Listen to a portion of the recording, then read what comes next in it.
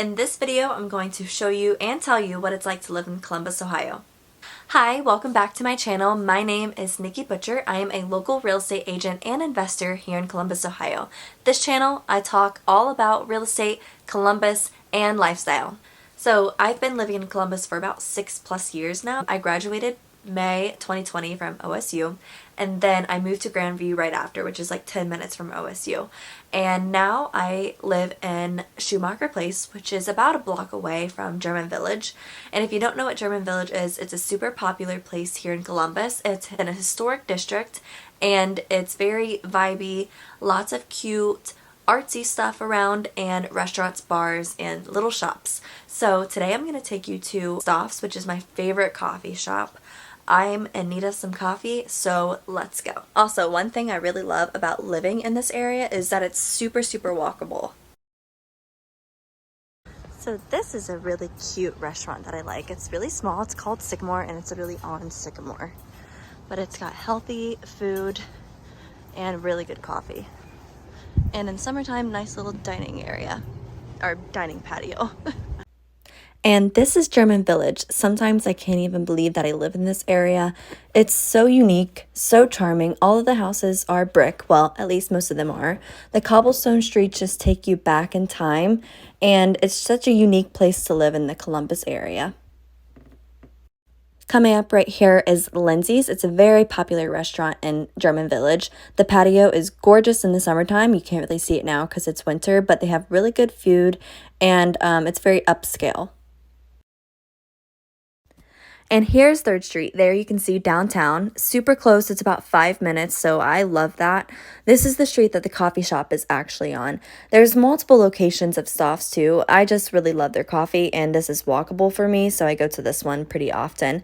There's actually a book loft right next door, which is so nice because you can get a cup of coffee, go next door, and search for some books. And here's a art glass shop. Like I said earlier, I love this neighborhood. I couldn't recommend it more. We live about 5 minutes from downtown Columbus and 10 minutes from the short north, which is nice because one of our favorite restaurants is called Mandrake, and it's in the short north.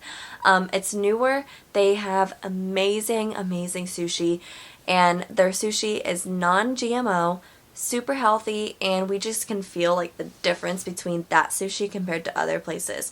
My fiance and I have been on a health kick recently about eating more organic foods and more whole foods, so we absolutely love this place. The drinks are really good too, and we love the vibe.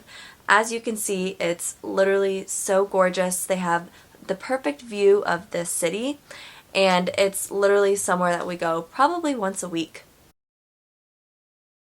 The short north is super popular. There are tons of restaurants, clubs, bars, rooftop bars, and shopping.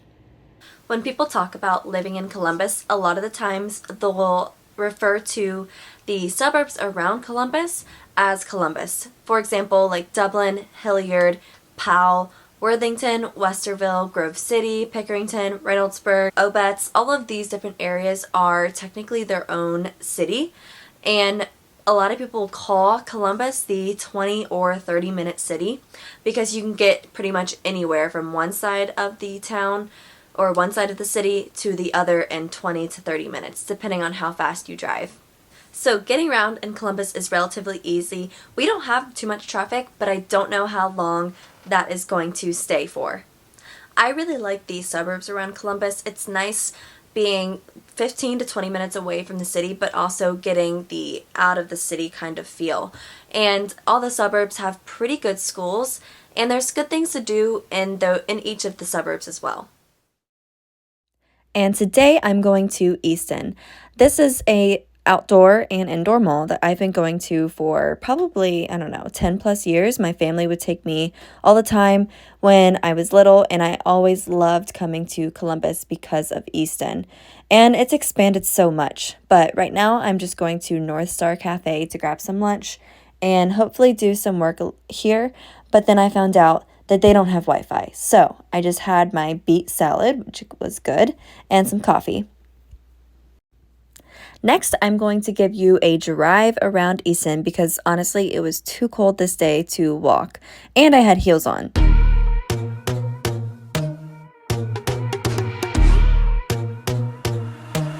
At Easton, they have plenty of stores, restaurants, and they have included some more luxury stores, which I love. In Columbus, we really don't have too many luxury stores, but there's a Tiffany's here. Gucci is actually newer. Louis Vuitton, and the Gucci girl, when I went in there a couple months ago, she told me that Columbus is actually a test market.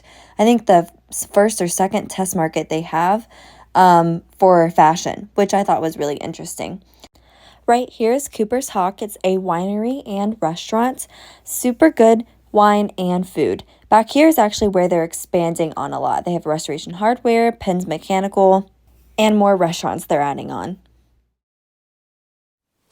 Now let's talk about the pros and cons of living in Columbus, Ohio. And if you saw my why people move to Columbus, then a lot of these will sound familiar to you. But the pros, let's start with that.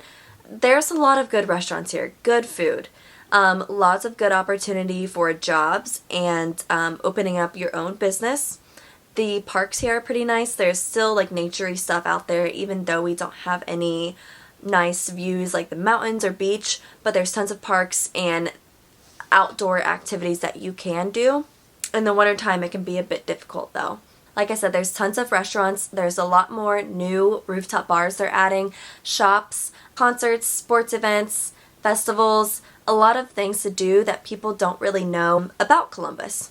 Another pro is that Columbus is really diverse and the people here are really nice. My final pro is that the prices here really aren't too bad. I don't know how long that's going to stay for, but as compared to other cities, the prices here are relatively affordable.